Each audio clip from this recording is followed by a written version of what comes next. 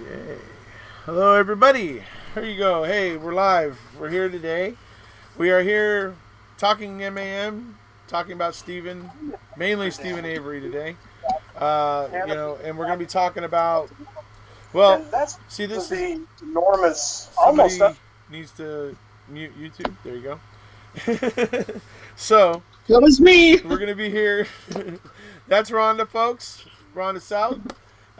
She's here Hello. today. She's one of my patrons on Patreon, and I recently offered my first 6 patrons, essentially, which of whom Rhonda's one of, the opportunity to suggest a topic for a video and to even be in it and that sort of stuff.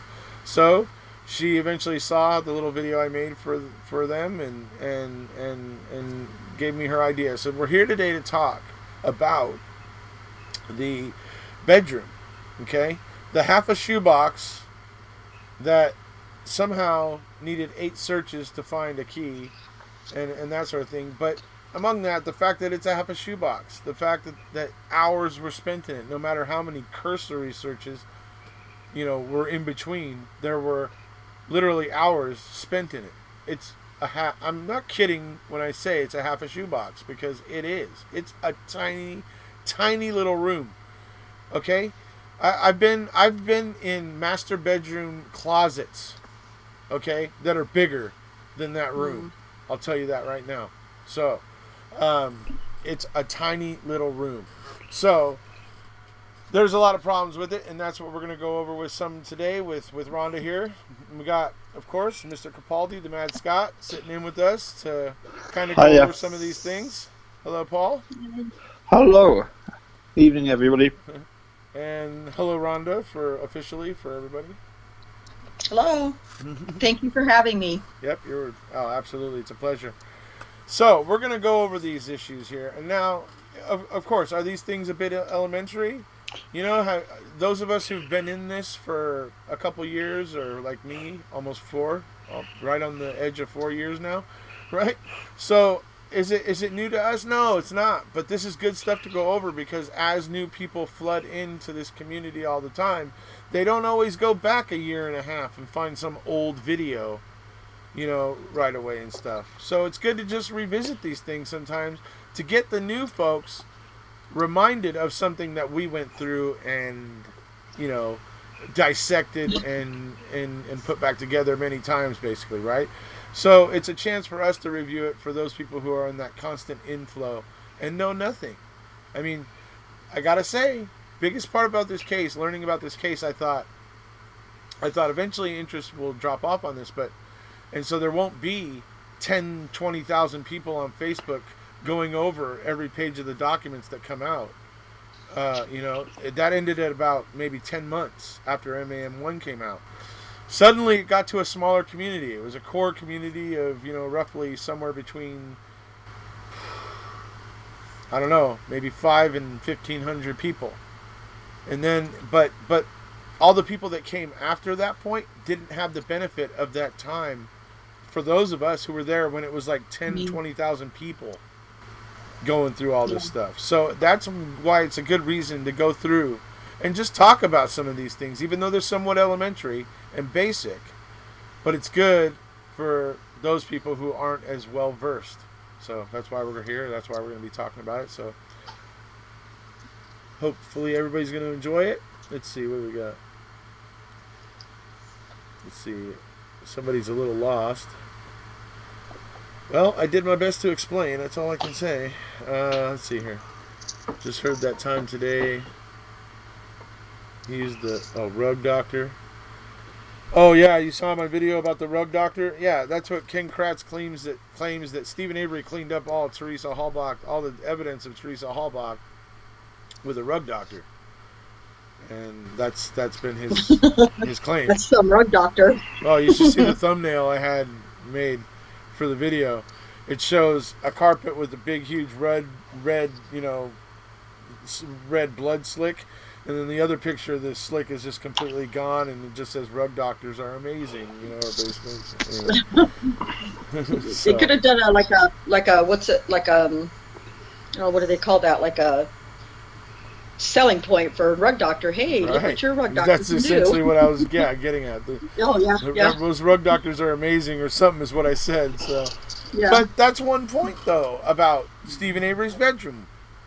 Where yeah, is Teresa's blood, or any hint or suggestion that she was actually there? I mean, yeah. there's nothing. So that's one of the huge problems with Stephen's bedroom right off the bat. No Hmm. hair, no blood, no nothing. And they Everything have pulled the biological and paneling otherwise. off the walls in there, folks. Okay, I can tell you that because I've been there and I've looked in the window, and there is no paneling on the wall where the bed Huh. was. So, I mean, they've thoroughly, desperately tried to place Teresa in that room. They failed. That's a huge problem. Agreed. Any thoughts, Paul? You're Well, looking yeah. studious. Well, it's just that obviously when we all went to the rally in June, we all sort of took almost like a pilgrimage down to Stephen Avery's caravan, and of course in a way it was kind of funny because it's as if you want to be respectful because this is supposedly the state where Teresa was savagely throat cut and stabbed and shot and haircut and then thrown on a bonfire. But at the end of the day, we all know that none of that actually happened there at Stephen Avery's caravan. It's like as you say, it's just a tiny place. I mean, even the whole suggestion that in taking Teresa from the bedroom to the garage, according to Brendan's so-called confession, apparently Stephen had like Teresa over one shoulder, carrying the gun in the other shoulder.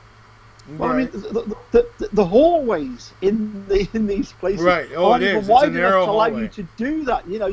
It's just physically impossible to do all that was claimed. But I mean, this vision of four fully grown police officers, law enforcement. You've got Lenk and Colburn Yep.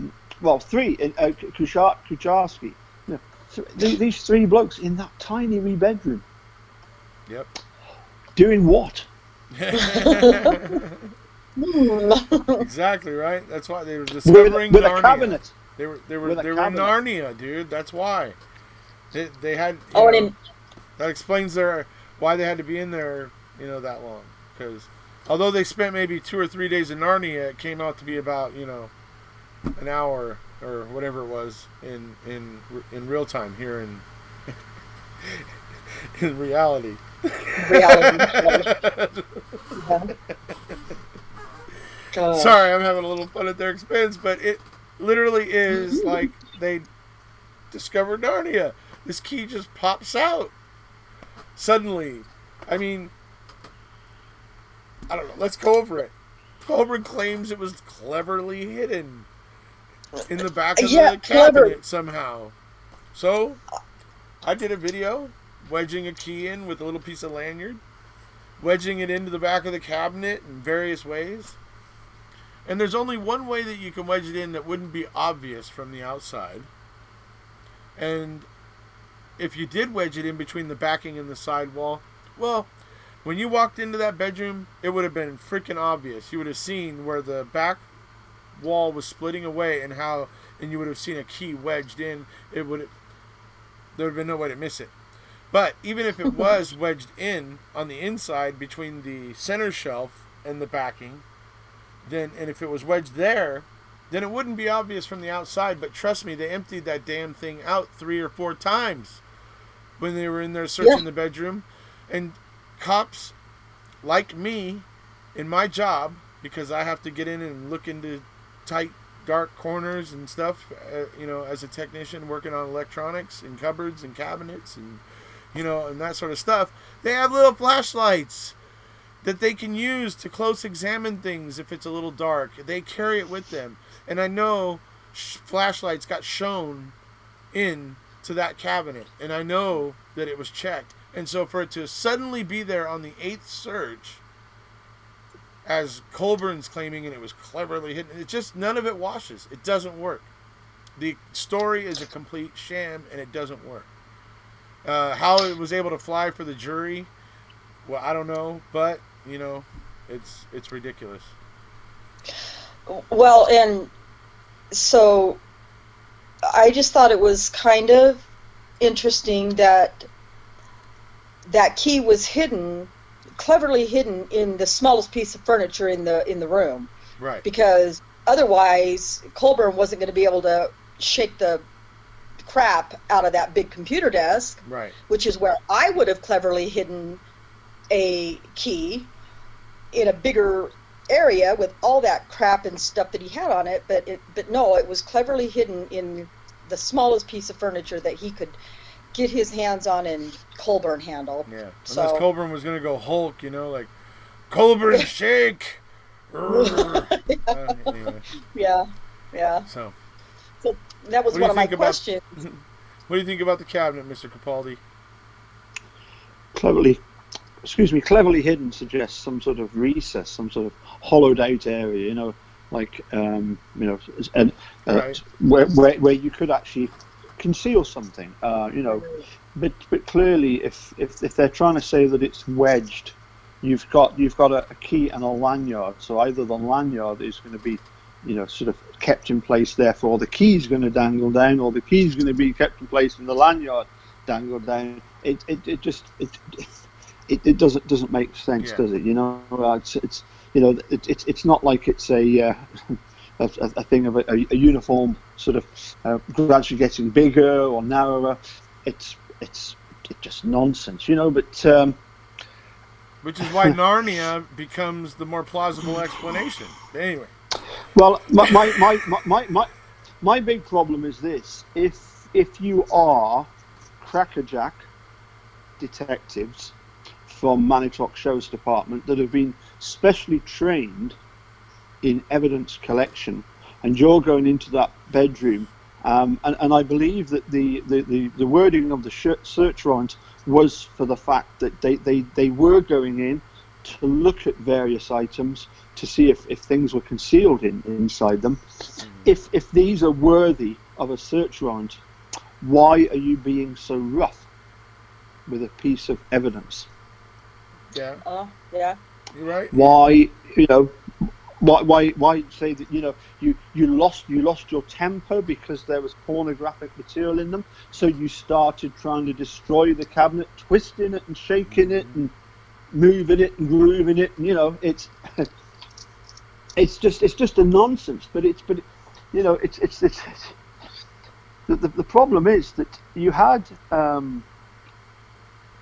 you can put Andy Colburn on the stand and just sort of question him as it is, but without the cabinet there for him to demonstrate exactly. Well, show us again, Andy. What did you do? Yes. Why that cabinet never made it into evidence, into the courtroom? That's the big question, isn't it? Why didn't? Well, we know why the state. That's where we touch on ineffective assistance of counsel again, and that's why Kathleen Zellner cites it, the cabinet, and that very reasoning is part of her appeal.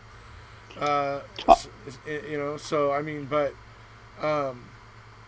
it's. So I have a. Go ahead. Sorry, I have a question along those lines too. Is the defense not allowed to say, bring that cabinet, or is that like the state's evidence allowed. and the state that's why, the evidence, and right. So they didn't. Yeah, that's they were allowed. It's just that's why it's becoming an ineffective assistance of counsel claim, adding to because it. they didn't get Colburn in to explain himself and how exactly this happened, and she's done her own video similar to mine, where she illustrates it. And that what he's trying to say is ridiculous, because There's no way it could have been hidden in a way that it would have missed inspection when that thing got emptied out 2, 3, 4 times. You know, it would only take emptying everything out of it one time and shining a flashlight in there, and you would have seen some hint of something that would catch your eye and get you to look closer, and then you would go. Here's another thing. He could just as easily have lifted on the very first search, lifted that nightstand or moved that and picked it up off the floor, because maybe Stephen cleverly hid it underneath the nightstand. But that small task, either if it was done, it wasn't. I don't know about it. But if it wasn't, why not? Why do you have to shake the crap out of the nightstand? And again, all rhetorical, I know, but I'm just, I don't know. It some of the things that just really bug the heck out of me with it. Yeah, I mean, the official term is that the nightstand could have been subpoenaed, and obviously Dean and Jerry thought that the state, i.e. Kratz, were going to bring the cabinet into court. I don't think Kratz had any intention of bringing the cabinet into court, because he knew how damaging it would be if Colburn was asked to demonstrate. Well, show us again then. How actually did you find the key? To do that kind of recreation. Remember, Kratz in his summing up says that if you can set aside the bullet, the magic bullet, if you can set aside the key, he talks about not wanting to spend more than 20 seconds on the bones. Kratz didn't want to talk about the key or the bullet either. Yeah. Right. Well, only in certain ways. I mean, it was all a game of using legal maneuvering to limit what could be brought into court, and so much of the way the court system works favors the prosecution. I feel like when I hear them in these shows talking about the presumption of innocence and how our justice system is the best and whatever, it's like, yeah, I'm not sure I'm really seeing that presumption of innocence really mean much with the way that, there's so many rules being made to concrete the problems in our system. AEDPA prevents our system from growing. It prevents unbiased judges from taking a look at situations and rendering an unbiased decision. That bothers me. That means everybody's stuck swimming around in the same pool that screwed them in the first place, and they have no way to get out because of AEDPA. We have been robbed of, all of us have been robbed, all of us law-abiding citizens have been robbed of our habeas rights in case we ever find ourselves, God forbid, in a situation where we're wrongfully accused, but we no longer have that protection. One of those protections that was one of the things that made this country great. We don't have it anymore. It's been sacrificed on the altar of, we want to feel safer. I guarantee you folks, AEDPA does not make you one bit safer. Okay? Nope. It doesn't even focus on the terrorists and the death penalty, the people that have been convicted of crimes so heinous they received the death penalty. It doesn't even focus on just them. But it robs everyone. It's not a good thing. It was never a good thing. But people will rush right off a cliff sometimes when they feel like they want to be safer, and they will give up rights for this illusion of safety, and that's what we did with AEDPA. That is exactly what happened. So, didn't mean to get off topic, but I tell you what, I have a bone to pick with AEDPA. So, get on it. So, get up on the Capitol steps. But to get back to the bedroom, we obviously. Well, and so. And what I was just going to say, that kind of how I had posed my question to you initially too was, why what was it, 7 or 8 times before did it take them that many searches to decide how and what they were going to plant? I mean, were they like, gosh, we got to get something planted. What are we going to plant? Where are we going to plant it? And how are we going to Maybe make the it so that key was, maybe the key maybe it didn't was, turn up until the 8th. okay. Maybe Yeah, they see, didn't this have is it. why I needed this.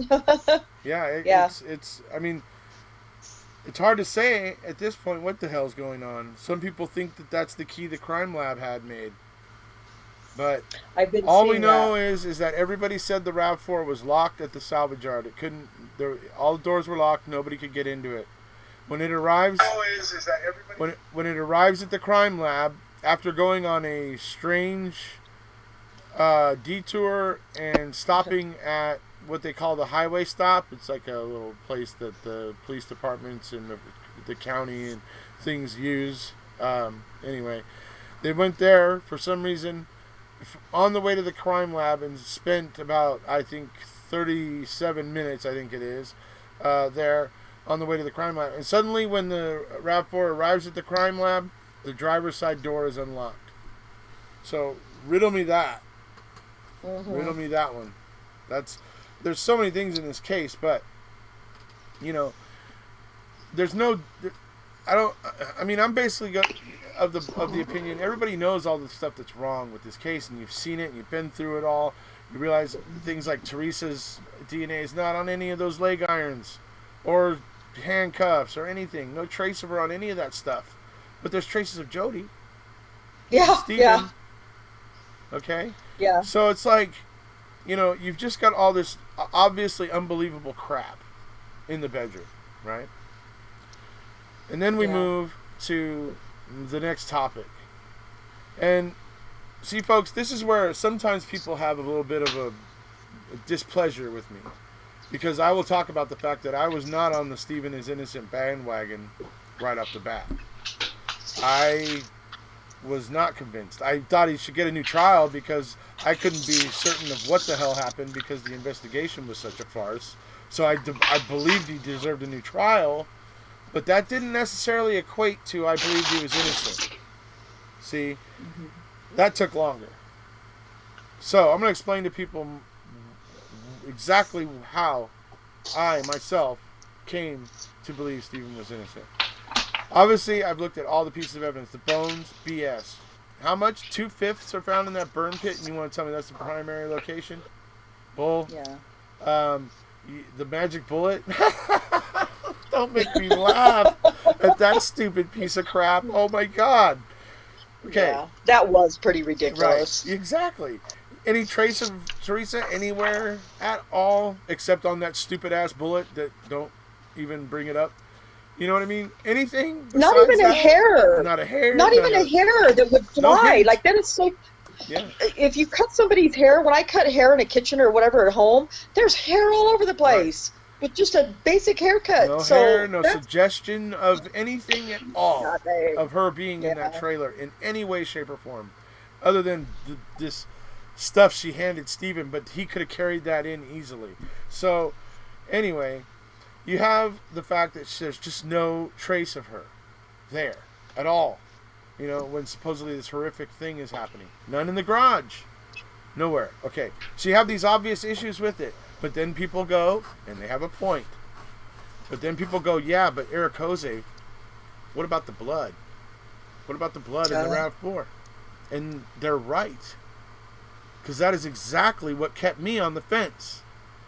The blood was a huge problem for me. Blood is hard to manufacture. You can't just go into a lab and manufacture some of Stephen Avery's blood. Or anybody's blood. You can't just do that. You have to have it. You have to have some of his blood to be able to plant it. So that makes it difficult to plant blood. So you can see where I had some difficulties. Okay? And that's why people made such a big deal about the blood vial. And when Zellner announced it wasn't the blood vial, you saw a lot of people got, up in arms.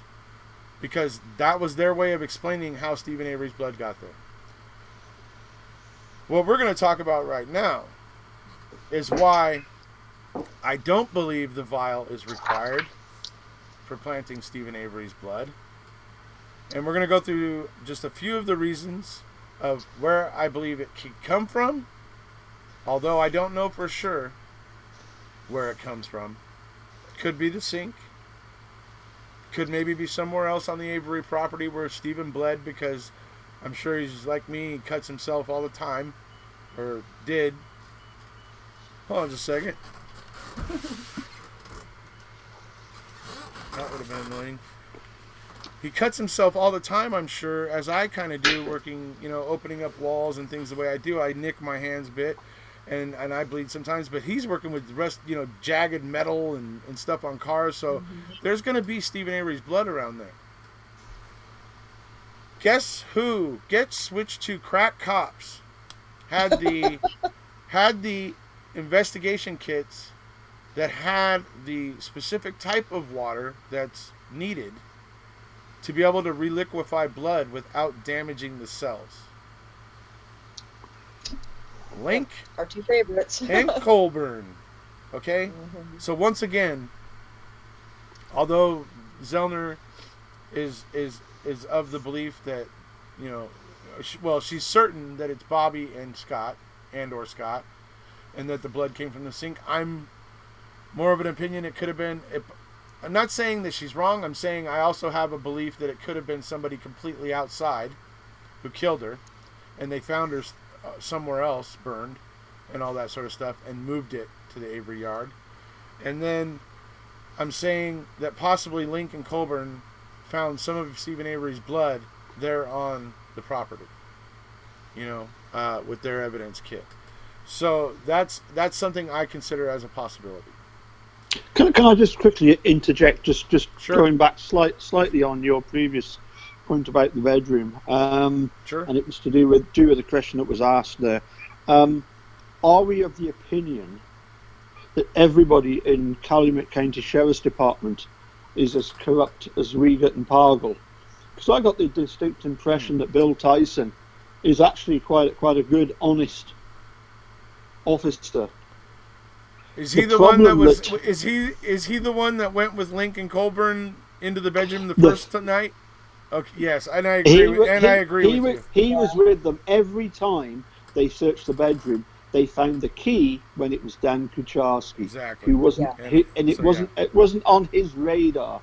But Bill Tyson, you remember, Jerry Butin says to Bill Tyson, if they'd have wanted to plant a key in your watch, it would have been very difficult because you were keeping an eye on them, because you had never been asked to babysit, chaperone, right? Another sheriff's department.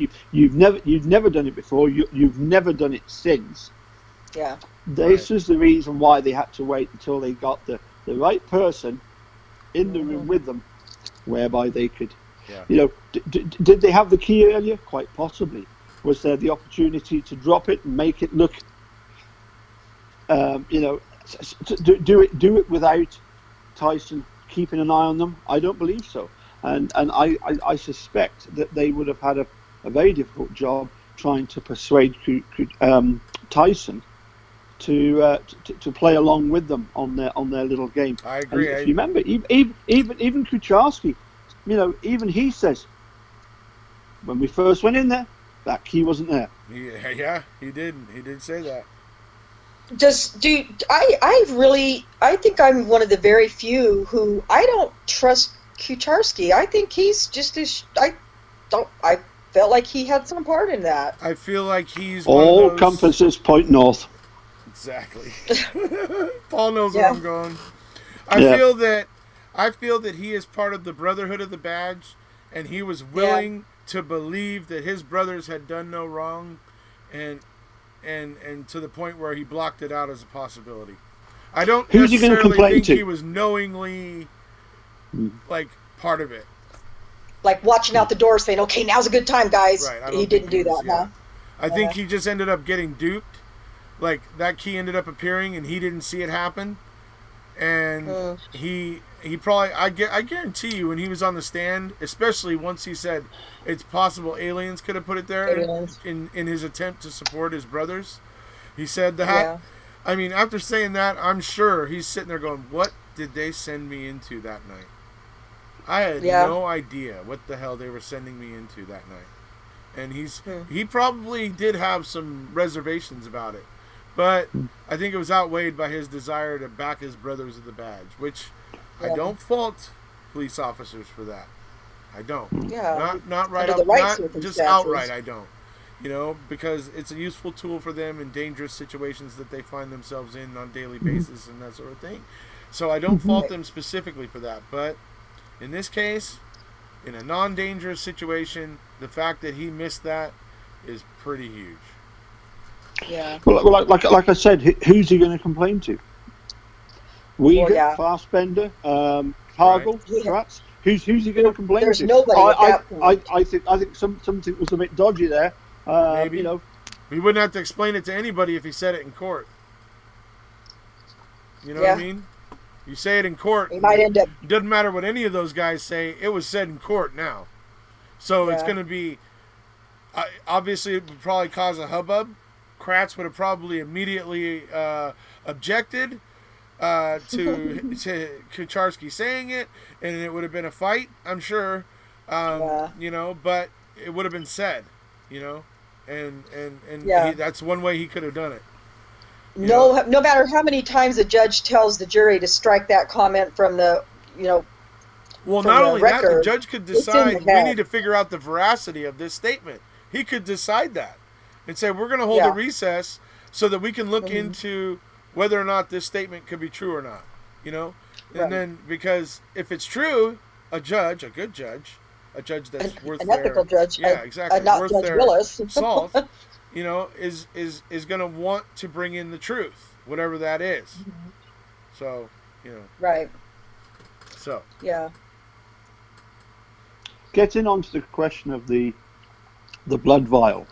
Yes. The way I've read it is the fact that Kathleen Zellner has no way of testing the small amount of blood that was swabbed by the ignition area. There's no way. There is no test that could possibly conclude whether there is this EDTA in that small sample. I think it's not that she couldn't determine. It was that she couldn't test that blood. It was too deteriorated for him to be able to test it to determine how old Stephen was at the time that the blood was shed, as it were. Yeah. So that I think it was that she wasn't able to do. But right. Okay. She has said that it's not from the blood vials, which suggests that they ruled out that there was any EDTA. But yes, I remember there was much excitement about the fact that there'd been Scotch tape put over it and it had been opened several times.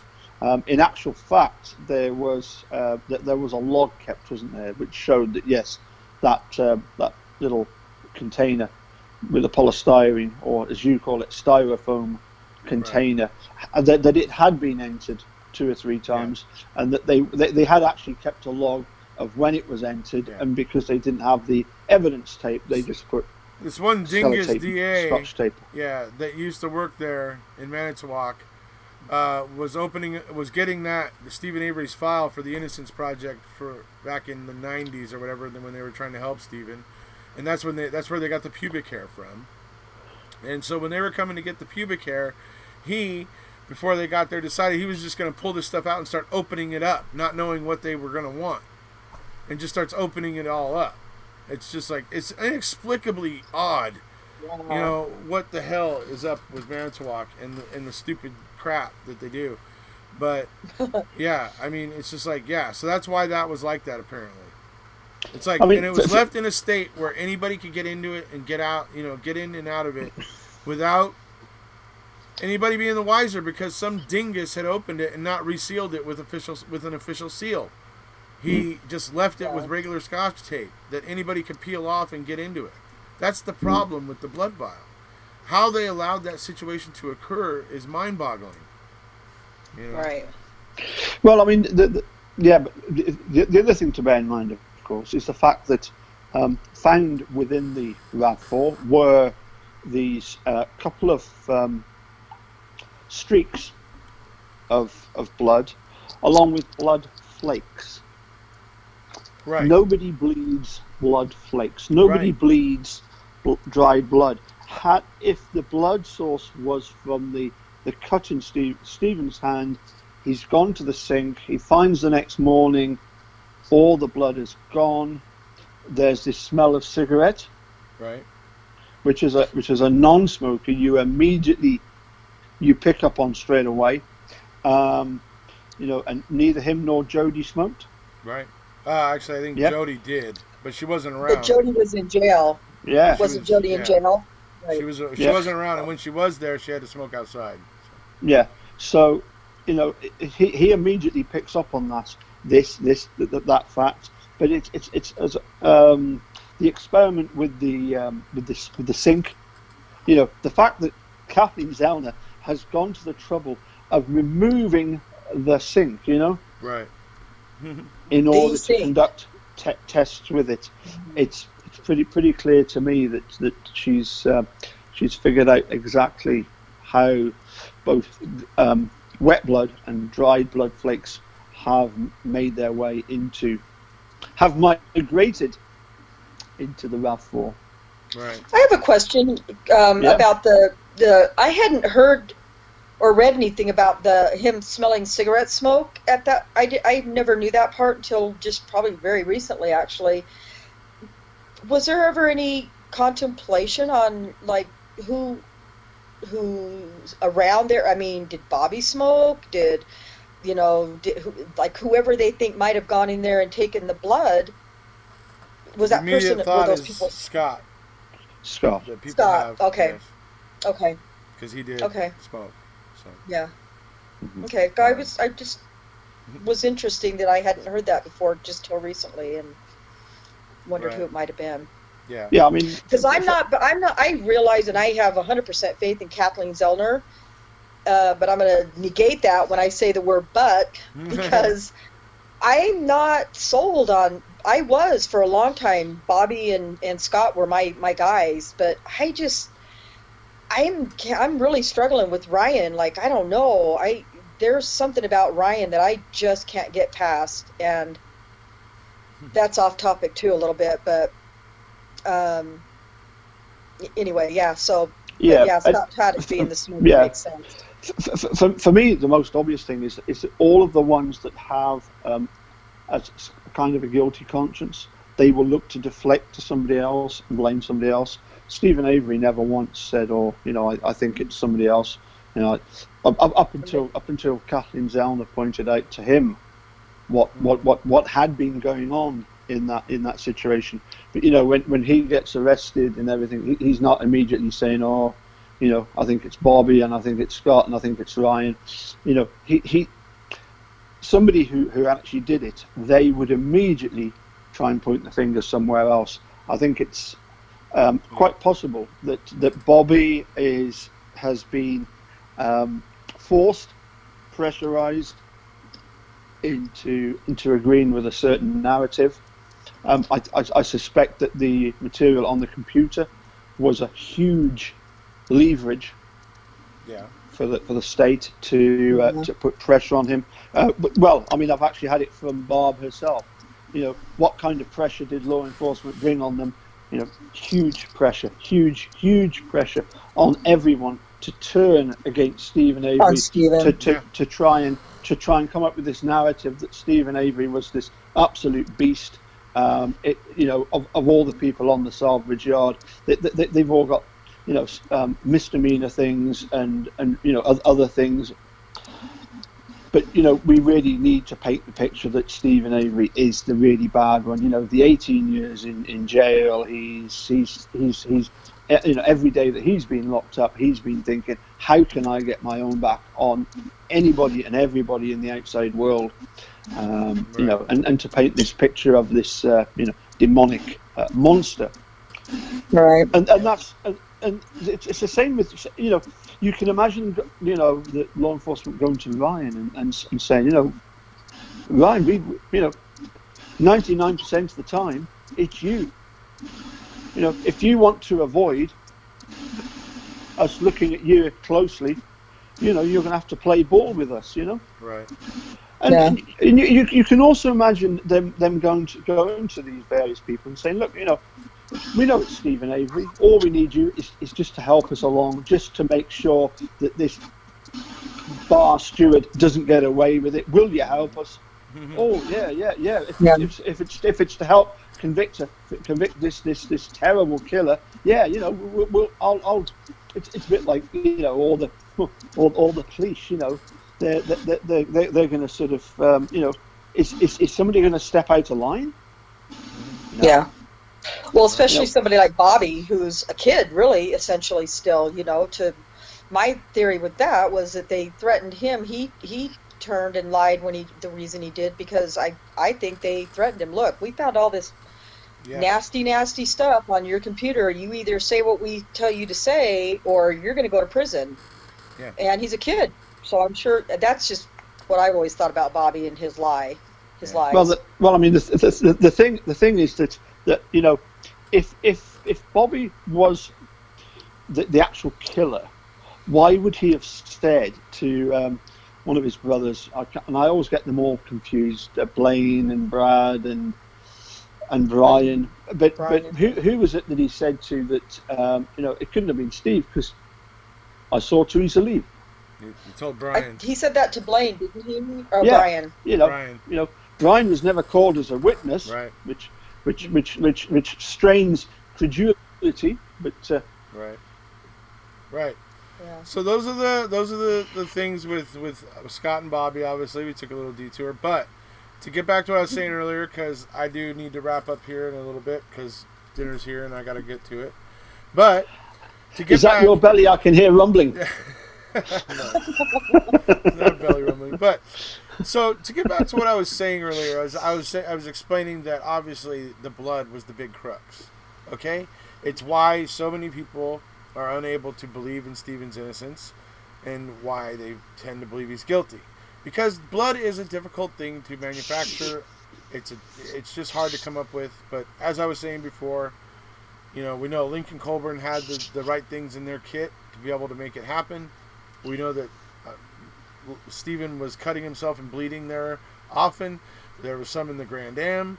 We know that he bled on a trailer hitch, because that's the story of how he opened up the cut on, I guess, the 31st or whatever. Bobby says he cut it trying to unhitch a trailer or something like that.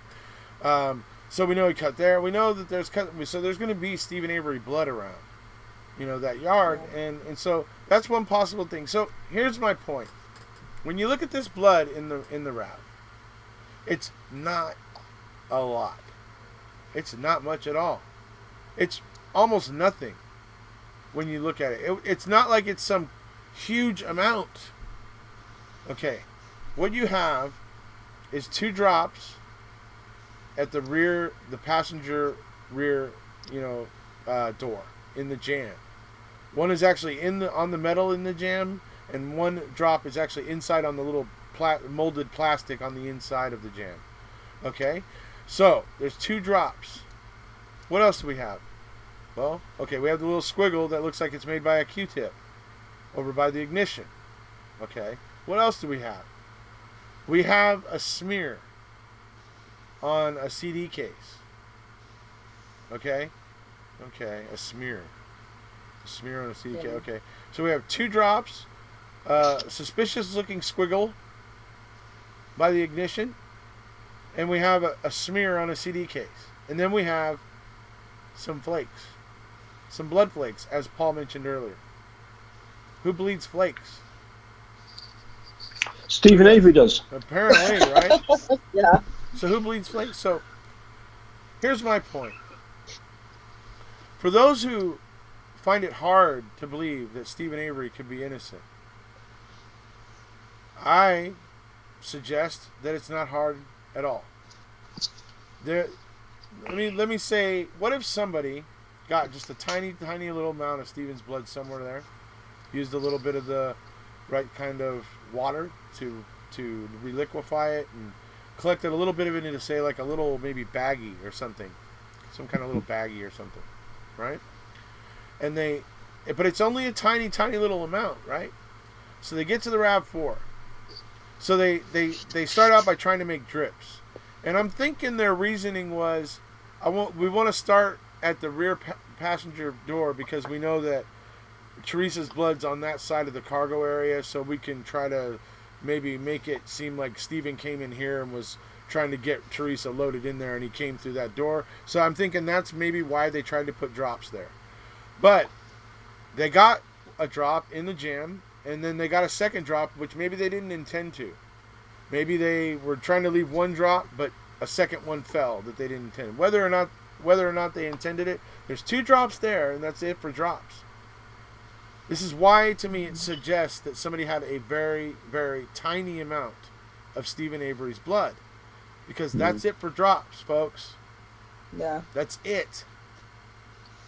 So, then we have the squiggle by the ignition, which clearly looks like it was possibly somebody took into that little bag that I was suggesting might be in existence. But now there wasn't really enough blood in it to be able to drip out.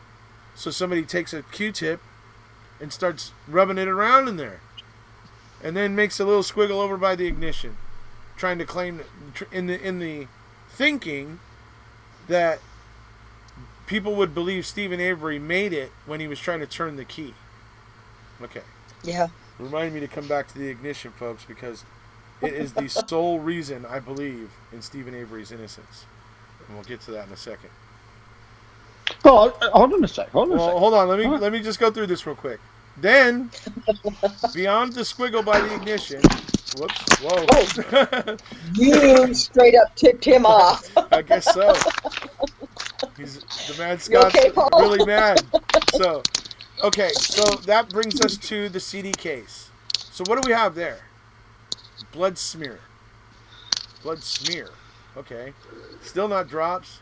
Still not suggesting that there's a whole lot of Stephen Avery's blood for planting here.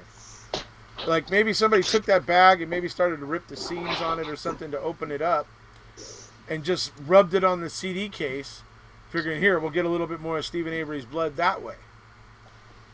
Because if it's an actively bleeding finger, folks, right? If it's an actively bleeding finger, there should be drops. That's what we should be seeing, more drops. But like it is in the Grand Dam. In the Grand Dam, exactly right. And then that brings us to the flakes on the driver's side floorboard. As if after the planting of the first spots, when that was done and they'd smeared as much as they could on the CD case, that maybe the blood on the baggie was getting dry and drying up and congealing. And so maybe they just took that and just rubbed it with their fingers like this, with the drying blood flaking up and falling off of the bag onto the driver's side floorboard. That, to me, is extremely plausible for explaining why this blood looks so flipping odd and doesn't really seem to suggest what they want it to suggest. That, to me, is a plausible explanation for why I believe that blood was placed with a very minute amount of Stephen Avery's blood that was somehow reclaimed somewhere, but it didn't have to be a lot, folks. It wasn't a gallon, it wasn't an ounce, it wasn't any of those things. It was literally milliliters. So, all right, Paul, what do you want to say, buddy? Three things. Firstly, obviously the fact that yes, there is no mix of blood. There is no mix of in the cargo anywhere in the back or the front, and that is a huge red flag to all forensic scientists. Right. You know, as Kathleen Zellner points out. Right. Yeah. Secondly, there's no blood on the outside. There's none of Stephen Avery's blood. If the blood, if he's cut his finger and the blood has dripped to the tip of the finger, which has caused him to leave that little squiggle as he's turned the key, it would have to become from the very end of the finger. Right. You know, for that amount of blood to be there, he would have deposited some on the inside. Exactly. But the most excruciating thing about this is the idea that somehow Stephen Avery is so inept to leave, you know, DNA and blood at places when he is so brilliant at being able to clean the inside of his garage and his bedroom. Right. How can he be so brilliant at getting rid of all that DNA evidence, and yet at the same time so naive as to leave stuff in the RAV4? And so Right. cleverly hiding a key, you know. Right. He's Yeah. all bright and smart and mastermindful at all Idiot these savant things, but is then what you at guys are the looking obvious for. things. You're right. Yes. Perfect. That was words. a brilliant moment for Miss Sellner when she did Yeah. that idiot savant bit Yeah. in the original motion for post conviction relief, because it really puts a real fine point on it. Like, this is what we're expected to believe happened. Right. So, Well, it's as if there's two Stephen Averys. right. Yeah. You know, you've got Stephen this Avery brilliant and, Stephen and- Avery. Yeah, The Stephen Avery idiot. and Dr. Hyde, or Yeah. Yeah. Junkman Hyde. Exactly, and that's what they want, and to expect, you know, from the very beginning when I finally realized that Stephen Avery was innocent, because I didn't believe, I was not on board at all in the very beginning. When I first started hearing about it, I was like, oh, hell no, this guy is guilty, sick, how could, and then when, you know, I started reading, started listening, started looking things up, I was like, oh no, wait a minute, and then I saw Making a Murder, and I was like, well, now it was even more convincing. But Yeah. my whole theory is that Manitowoc never expected Stephen Avery and Brendan Dassey to ever be able to have the proper representation to, you know, for post conviction or whatever. Right. They never expected it, so they knew they were going to be able to get away with all this BS ridiculousness that they fed the jury and everybody else. They never thought that it would ever be looked at beyond that. And I cannot even imagine what some of them must be dealing with right now in their heads, like, oh my gosh, now it's all going to come back and bite us, because it might take a little more time, and I'm sure it's going to. Yeah. It's going that way, but it's going to come out, and they're all going to be, you know, I just can't, I'm so excited to see what's going to happen to that entire DOJ there, because it's going to be epic. Right. And yeah, especially with if the $50 million bullet comes and hits the way it's going to, with the way I hope it's going to do with the MAM community, and get the exposure I hope it gets. I'm hoping it's going to give a great deal of people in this country and even around the world that Wisconsin again moment. That's what I want, really. So right, and with that, Erekose, it's not even about Stephen Avery and Brendan Dassey. You're talking about a whole other thing now. So now we can have two completely separate situations, and it's not then, lightning striking once; then, it's lightning striking twice. So it's yeah, like, stop telling me how rare it is, because here it is, an hour Here it away is from again. each other. So right, so, exactly. So, but okay, I just- so sorry, go ahead. no, I was just going to say, patience is not something I've been granted, but I am working very hard at being patient to wait and see this whole thing crumble. I'm very excited and anxious for it. Right, absolutely. So, So, to come to my closing point, when it comes to the blood in the RAV4, and this is my suggestion to folks out there on the fence as to why, ultimately, it teeters in favor of Stephen and not the state. The blood the way it is, it could have worked for me, and I could have possibly convicted on it if there was one difference. If it wasn't a squiggle 3.5 inches away from the ignition, and if that blood was actually found around the ignition, right where you would turn the key, right where his blood would be dripping on as he was turning the key, if there had been blood there, you might not be listening to Erekose talk about Stephen and his innocence and his wrongful conviction. But it's not Right. there. It's not there. It's in the stupidest, most idiotic places ever. And that's why it can't be believed. That's why, and it's so minute an amount that I literally think they were just trying to smear it on shit after they ran out of drops. Yeah. Like, I literally we got this believe little that's bit what was left. happening. And that's Yeah. why we have flakes, because the blood was drying on this bag or whatever it was they were using, and they eventually just went like this over the driver's side carpet so that the blood would flake off of the bag or whatever it was and fall onto the carpet. I literally think that's what freaking happened, and it's obvious to me because it's so freaking plausible with the way everything looks. So, had they put that And blood in isn't the right place, they might have been able to fool me. But they didn't. And isn't that really insulting? That's very insulting to my intelligence that anybody would think that they could pull that kind of crap over. If I were on that jury, I would be like, this is insulting to think that people would be so, I don't like the word, but be so stupid as to buy that blood evidence in the RAV, because it's just insulting to me. Yeah. I mean, I don't know who to go to complain about it, but it's really pisses me off.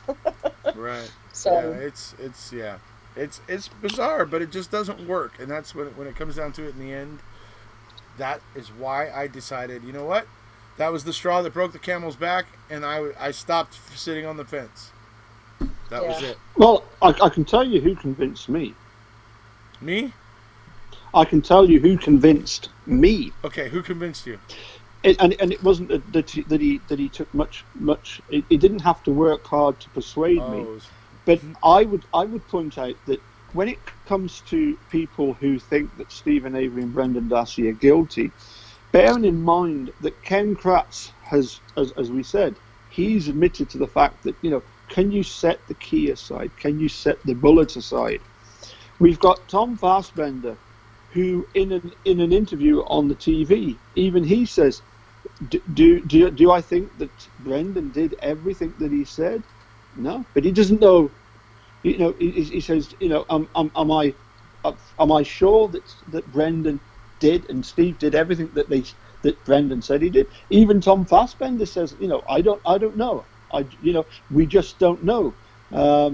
So for me, those two are not what I would call ultimate guilters that will defend everything that happened. Yeah. For me, the ultimate guilter, as you know, is Herman, because he probably didn't have anything to do with it. So therefore, he was defending his sheriff's department, and it was arguing with Herman and discussing with Herman that convinced me. Because when he was so pathetic in his talking about the fact that, he said to me, you do realise that those 7 searches, they weren't for hours each time. Some of them were just 10-minute sweeps. And it's like, yeah, but Robert, what, you're embarrassing yourself by even bringing that up. You've brought that up with other people countless of times. You remember he once told me that he stopped me in full stream and said, Paul, let me tell you this. Stephen Avery will spend the rest of his life in prison. And I knew straight away that was one of two things. It was either a case of he'd been given assurances that no matter what happens, that there's been mechanisms put in place whereby there's going to be no comeback. I mean, they've already been cleared once by the Attorney General, Pegg. And the other thing that I took at his meaning was the fact that because he's used these words so many times, repeated them so many times to so many people, you actually start believing your own nonsense that you've actually, you've said it enough. You actually start to sound, as far as he was concerned, he now starts to sound convincing. Right. But it was really comical, because I just said to him, you are embarrassed to mention that, and he prefaced what he was saying with the fact that I know you're not going to accept this. I know you're not going to, you're not going to believe this, and I know you're going to, you're going to reject what I'm trying to tell you. But not all the searches were for several hours. Robert, that still leaves quite a few that were. Yeah, right. Exactly. It's like, yeah, you had a couple 2 hours. Okay, so you had some 10 minutes, but you had ones where you spent hours in half a shoebox. Seriously. Like, dude. I mean, Paul, did you ever want to ask Herman, who are you trying to convince, me or yourself? Because, Yeah, I did. Oh, you did? I once asked him because he recommended checking out the Dan O'Donnell. Dan O'Donnell, Rebutting a Murderer, and I'd already come across it, and he sent me the link to this Rebutting a Murderer, and so in one of my future conversations, the one afterwards, I said to him, Robert, there's all these. I think it was up to about 500,000 people that had signed the petition at that point to Barack Obama, and I said, has anybody actually changed their mind as a result of looking at this Dan O'Donnell stuff? And he said, "Oh yeah." He said, "Oh yeah. There was a woman that said to me that she'd changed her mind as a result of this rebutting a." Is it Rebutting a Murderer? Was that what it was called? Something like that, wasn't it? Yeah, that's what it was. Yeah. And I said to him, oh well, that's absolutely that's brilliant. I mean, that's one down. You've only got another 500,000 to go. One. I said, but on the plus side, it's nice to know that Mrs. Herman is now on your side. Oh, I've heard that one dang, before. you're good. But I like it every time. I know. But I like it every time he tells it. But the thing is, of course, it's not Mrs. Herman as in not Mrs. as in Mrs. Robert Herman, because Robert Herman was never married. Ah, so it's Mama. He's got his mum, like me, is an accordionist because he told me so. Ah, interesting. Yeah. They love their That's squeeze funny. boxes there in Wisconsin. They do. I offered to send us some music. I said, look, if there's any tunes that your mum's wanting, just get in touch with me and I'll send them to you. But he never got back to me. He's just fallen out with me. Because you burned him. All right. Well, okay, guys. I think we're gonna go ahead and wrap it up. Unless you guys had anything else you wanted to say, or before we go. But it's been a good talk. Paul looks like he's thinking. I think the hamster's running at the moment. Let's see. Yeah, the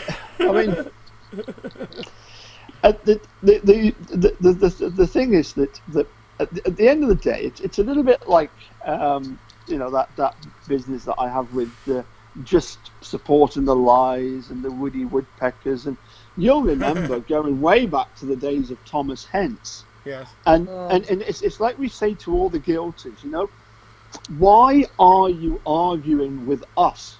Right. About this? What difference is it going to make arguing with us? Are you trying to convince us so that we will change our mind, or are you simply wanting us to go away and stop talking about it? Because right. If Stephen Avery and Brendan Dassey really are as guilty as you say they are, get in touch with Kathleen Zellner. Give her the benefit of your insight, of your expertise, of your knowledge, of your research into this, and it would save us a whole heap of time, wouldn't it? Right. And it would not only that. You might be £10,000, $10,000. Well, it's up to $100,000. If you can assure Kathleen Zellner that if you can prove to her that Stephen Avery and Brendan Dassey really are guilty, then that money's yours. It's gone from 10,000 to 100,000. It's don't waste time trying to talk to us. You wonder what their motive is. It's for me, it's quite simple. They are trying their damnedest to get people to stop talking about the case because they just don't like this kind of suspicion. Exactly. Which is why I think a lot of them are paid. They're paid Yes. to get us to stop talking about it, make it They go are away. they are either directly or indirectly connected with the law enforcement in the area, and they have this vested interest in what's going on. Or some of them, I think, are just genuinely people that were so appalled at the fact that this photographer Teresa seemingly disappeared, and appalled at the circumstances of what was presented by the state. Remember, Dennis Vogel had 3 opportunities in the 85 case, 3 opportunities to demonstrate to the jury that it was a horrible attack. It was a horrible attack, but it wasn't by Stephen Avery. But the fact that you're able to present that to the jury, to the media, to your public, who's it that said, don't. I think it was Dean Strang said, don't convict just because it was a horrible crime. Right. But unfortunately, that will not wash with some people. They simply want to convict. They simply want to see Stephen Avery as this demonic character. And I'm sure you've seen it many a time, dude. They are blinded by their dislike of Stephen Avery, well, and the family. Yeah. They, I mean, are they saints? Are they angels? No. But I'm not either. No, they're just None of us ordinary are. people. Yeah. So, all right. Yeah, Well, it's sad. Rhonda. Erekose. Well, I thought you were talking. Sorry. Oh, no. Oh, no. Okay. No, So I'm good. we're gonna go ahead and wrap it up, and we're gonna go ahead and say this. Say this again. This was a special treat for Rhonda. Like I Thank said, you. because she was one of my first 6 patrons on Patreon. I had given all 6 of those folks a chance to pick their topic for their video and be part of it if they wanted, and she took me up on both, and here she is. and actually, I enjoyed it, so I'm actually glad because I had fun talking about these topics tonight. So I'm actually glad you brought that here.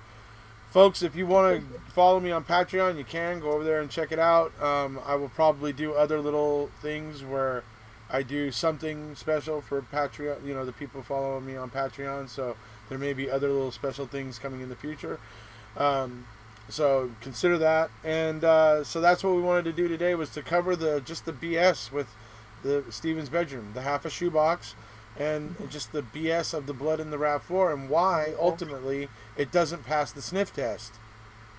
Yeah. So that's what we wanted to cover today. Yep, and I appreciate it. Thank you so much. It's been a pleasure getting you're so to welcome. be part of this community and learning so much from you guys. I don't do the research. I follow the links you guys give me. I'm more about the psychological part of it. So, Right. So I appreciate this opportunity. Cool. Yeah, absolutely. It was great to have you on. So, Well, I mean, sorry, just to interject there. Of course, that it's essential to keep talking about this stuff, and it's also, I mean, it's as I'm finding, going over stuff again. It's a bit like rewatching stuff.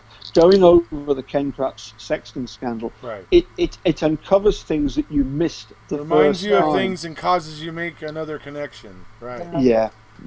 Absolutely. Yep, exactly. Yep.